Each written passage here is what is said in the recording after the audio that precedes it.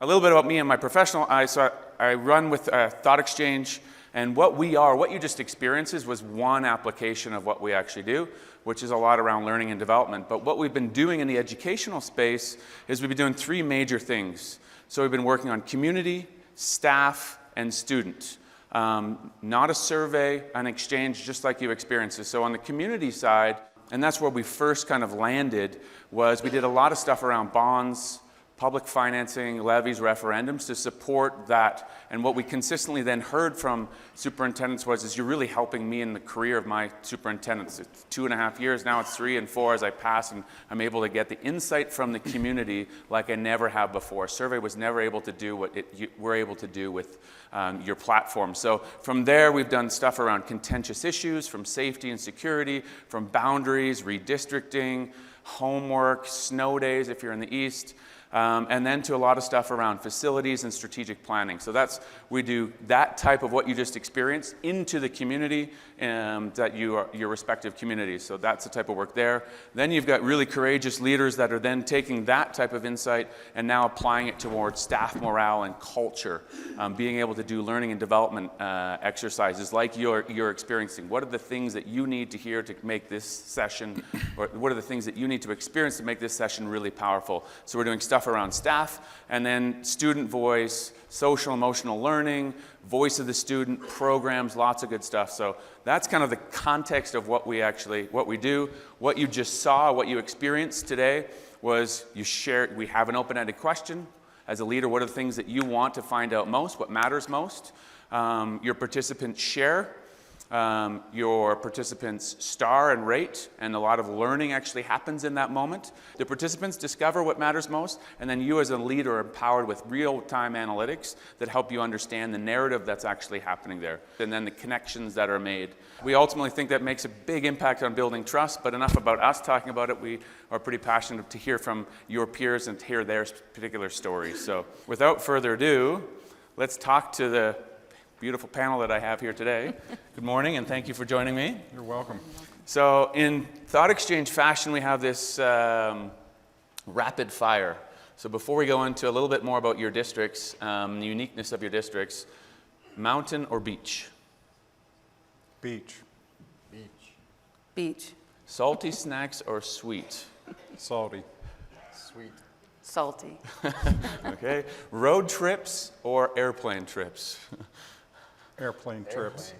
Road trips. Road trips. Okay. Well, thank you very much. All right. So, Michael, let's start with you on my right. Tell me a little bit more about Wayne County Schools and the work that you're doing there.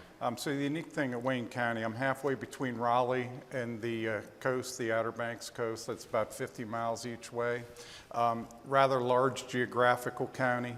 We have 19,000 students spread over 32 buildings. And one of the unique things with our district, Seymour Johnson Air Force Base is in our district, the home of the F-15E Strike Eagles. So anything that's blown up, as far as the Air Force is going, that's our primary 2 fighter wings that are in the heat of the battle. So we deal with a lot of that. We have an urban area in our county seat of Goldsboro, and then we also have a very rural area in our southern area. If anybody's ever had Mount Olive pickles, Mount Olive's in my school system. So and lastly, in our northern part of our county, because of the road structures and things that are increasing, you can be in the Raleigh, Durham, the Research Triangle area out of my county in about 40 minutes. So we're getting a lot of growth coming that direction. So I got all the spectrums covered. Wonderful. Steve, how about yourself? So I'm from Menifee School District, and Menifee's in Southern California. It's actually in southern Riverside County, just north of the San Diego County line. I have right now 10,600 students. What's interesting is when I arrived at the district 13 years ago, we had under 5,000 students. So we've doubled, and what they're saying is that within the next 15 years, we're going to triple in size. So the challenge with that, as you all know, has to do with providing the facilities to be able to support that kind of growth, and how we're going to be able to secure the funding to be able to, keep up with that growth. So that's definitely a challenge for us. What about you, Cheryl? Okay, and I'm from Pennsylvania where it snows and we have snow days. Many of you I've talked to don't deal with that too often. It's a South Central PA, if you know where Hershey Park is and Hershey Chocolates. It's very close to there. I have about 1,550 students, so it's considered a rural district, even though we have urban districts around us. Our challenges are that right now we have 3 to 4 developments that have just been approved. We're looking for growth possibly, but we won't see that possibly for 2 to 5 years out, and they want me to predict how many students we'll have in 5 years. So if I could do that, I'd have a different job and I'd be making a lot of money and be walking around and helping everybody else out. Our biggest concern is what we're going to do for the future for our students, but also where are we going to get the money? Because a lot of our values that we get come from business, and we are not a big business district where we draw in businesses. It's more 3 to 4 generations deep with families. They come back. They have children, they come back. They have grandchildren, they come back. They have great-grandchildren. So we have a lot of culture wrapped around the whole family unit. So that's where our challenges lie. So let's flip it. That's great. So challenges, facilities growing, some financial pieces there. The topic is inclusive leadership. So I'm curious on how are we all here together talking about inclusive leadership given the challenges that you're there. So how are you thinking about approaching open, inclusive, transparent kind of leadership, and how are you focusing on that, Cheryl? Okay, so we just ran a survey. We did a climate survey. This is our second one in the last 2 to 3 years, I should say. Our survey is really wrapped around the focus for the future and getting input from the community. It's great to use Thoughtexchange because it's a third-party vendor. It's not you running a survey and doing all of that. It's actually people that are helping you get the thoughts from people of what they're thinking, what they're looking for, what they'd like to see in the future because they're paying the taxes that are helping to support our schools at that point. And that has been, you have to be really open to take any comment that comes in as long as it's good for what you're looking for in your survey. Besides that, we just ran a student survey based around social and emotional learning and connections with teachers and getting the students to give us that feedback. We just closed that last week, and we're running reports on both of those. Our strategic plan, our comprehensive plan, they call it in PA, will be utilizing our climate survey that I just closed that involved the whole community to help guide our way through that. And then we currently are running a staff survey as I speak. That should end in about a week. We run them for about 2 weeks long.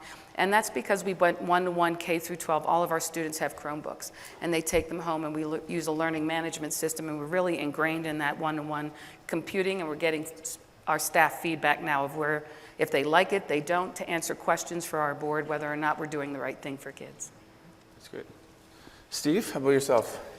So we've used, first of all, we don't like to call it a survey because it's more of an exchange of ideas. And I want those ideas to be able to be, to kind of come naturally. And so we've used it for a number of things. I have an amazing, at least for me it was amazing. I've done 3 things, 3 things that you can do as a superintendent that will lose you your job really quickly is change boundaries, is change programmatic offerings at the upper grade levels, and not have good skills, relationships with your labor unions. So we've utilized the Thoughtexchange for, in the boundary piece, I've gone through 3 different boundary changes. I'm in my 8th year as a superintendent in Menifee. And in that time, we've had 3 different boundary changes. The first couple were challenging. You go through, you get the geocodes from where we're generating the students from, and then they build a schematic, and then they give you some options, and then the board makes a selection, and then you hear from all the community, and they either like it or hate it, and you're always going to have a group of folks that are not going to be happy with that decision. Now let me tell you, and we would take it on the road. You take it to a few schools so that you make sure you get lots and lots of input. So the last boundary change, we actually used Thoughtexchange before we even started having the conversations about boundaries. Got the results, the best ideas kind of rose to the top.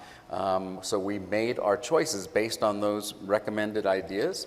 And a board president said, you know what, I'm still not comfortable with this electronic version of exchange of ideas, so let's do the roadshow. get out to the first school. I have about 30 staff members there to help, work the crowd and whatnot, and not a single parent showed up. So, board president, proceeds to say, so did you advertise this? I said, absolutely. We've had an all call. We've sent all kinds of different notices. And he says, well, I'm not sure about this. Next week, we're going to go to the other side of the freeway. So the next week came, went to the other side of the freeway, and one person showed up. In the end, when the board made their decision and for the next boundary change, we did not hear anything from the community. It was phenomenal. There was nobody angry about the issue. On another front, when we're looking at programmatic changes, when you're in a district of the kind of growth that we're experiencing, it's going to be important for me to get the student voice. We've done exchanges having to do with what kinds of activities would you like to be able to see schools offer that we don't currently offer now. And we got tons and tons of different ideas for that. The other exchange we did with students had to do with safety. And you'd be surprised how the safety exchange went when you include that student voice. They identified the notion of vaping, and that is something that we faced in a lot of our schools. They identified, obviously, the bullying, the harassment. We discovered it's kind of a website. It's called Gossip Girl, and it was used to bully other kids, but all that came through this thought exchange. Wow. Michael? Very similar. We don't call our survey. So my board is districted, and as I mentioned earlier, very different geographically, wealth, poverty level, a lot of divide. And so when we first started doing this, again, it was, as you said, we would go out and do our roadshow, getting our strategic plan together, and we had 7 different groups that were coming in and driving that. When we first started doing Thought Exchange, it's interesting that Steve said that, we did it to set our agenda that we went out to the schools with. Very similar situation. We had 7 different community meetings. I think all told over the 7, we had about 20 people show up. And we've really, I've had, of my 7 board members now, in the 4 years I've been there, I've had 5 turnover. And a lot of that is we're getting more folks generated out in the community that are starting to understand what's going on in the community. North Carolina is pretty much all state funded and local county funding money, and as everywhere we got a lot of changes in the funding sources, and we're growing, not to his level, growing county. But I also have 3 buildings that are still operational or built in the 1920s. I also have 2 buildings that were built 2 years ago that are top 5 in the nation. They're green buildings, they're entirely solar. We're getting ready to open another brand new building, and I have people saying, why can't we have new buildings everywhere? And so that's one of the exchanges we're going into now to help drive that. One of the biggest things that's had an impact on us that we're starting to roll out, and just out there, is I'm using that, as I said, I have 32 principals, and so we're starting to do exchanges with our principal group. So those folks are talking. And so my leadership and my cabinet team, when we go in there and when I have them, and it drives our meetings each week, you seeing what's being said out there. And it's incredible what we're finding. So I'm having principals now that are coming back, well, I want to use this out with my staff. I want to use it with my kids. And it's just morphing over the last 2 years as an incredible, incredible tool. And it's really helped me focus on what our goals and objectives are, and changing a mindset in our entire community and our schools that we really want to accelerate this as we're moving forward. So can I add to that a little bit, Jamie? One of the things, too, that I think is important to know is that all of the responses are anonymous. Yes. So people can be honest about the things that they're trying to weigh in on. And that way, when we say that the actionable items rise to the top, that's why we don't get the negative feedback when we move forward, because people were being very, very honest. And the other part that's amazing is that people access it through their cell phones. So they don't have to have access to a computer. It's basically a cell phone driven instrument. So a couple things there. We have this, I don't know if it's a theory, it's more now seems to be factual of working with great districts and great leaders like yourself. Says we're creating more inclusive culture. We're creating a voice and a process where people have an opportunity to speak, and that it's ultimately creating more ownership and trust in your communities with your staff and with your students. But I feel like there's an inherent risk there. You're opening this up. Why would, if we got a good thing going or things are there, why would you open it up? Why would you give that type of opportunity for anybody to say anything? And how are you controlling that with the platform? Is that just your leadership approach is open, or like, can you talk a little bit about that? I can talk about that. You have to be willing to take the risks to allow people to say what they think. But you have to understand that people are starring that, and if they star a one or a two that they strongly disagree with that, it shows. And as Steve said, the things that people really want to see rise to the top. You can have meetings, 30, 40 people might show up if you're that lucky, or one, and I've had that as well. But we've had over 700 people respond to the survey. And some of those are community members that have no children in the school, so they don't have that vested interest. And they are so appreciative of that they're willing to go out there and talk about that. And that has been a real positive for the district overall. Yes, and I think people trust your leadership more if you are, not afraid to go forward with these kinds of things. I think that, whether or not they're going to talk about those things anyway. Otherwise, it's going to be on Facebook and social media and all over the place. I like to call Thoughtexchange the anti-Facebook, the anti-social media, because it is people, even though it's anonymous. What happens is when everybody else rates that idea, if they don't get a lot of followership, even if they're normally a loud voice in person, their idea falls to the bottom. And you get to hear kind of like from the silent majority that really are what we want to be able to address. Yeah, and I would just add to that's what we found. We had a very large, I'm sure everybody, presence on the social media, and we have our own Facebook pages and all those good things. But what we found with this, it's really silenced a lot of the negative people just get on an issue and just won't let it go. And so you start seeing that on the exchanges, and I have a lot of the folks that come to me and thank us for that, because they go in, they said, boy, I saw that idea, I never thought of that. I started, but I want more information. So it's generating the ability for me as a leader, particularly in the areas of funding, finances, school buildings and things. It's driving what we need to get out there for that information, because our parents and our community, they're demanding, whether it be school choice, where the funding's coming from, or how we're making the decisions.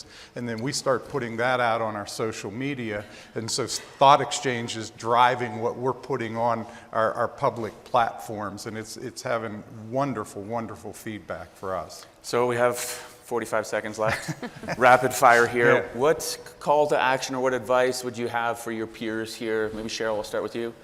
I think it's a great tool. It has really given us a lot, and it actually helps the board when they say, we're elected officials, we know what people want. They're finding out that they're getting a better idea and sense of what people want by what has risen to the top and how we'll structure what we do moving forward with that feedback we've gotten from all of the stakeholders. It makes the board look good when we're doing the ideas that are being generated from the community. Our district likes it so much that even our site administrators are using it for their staffs and for their students.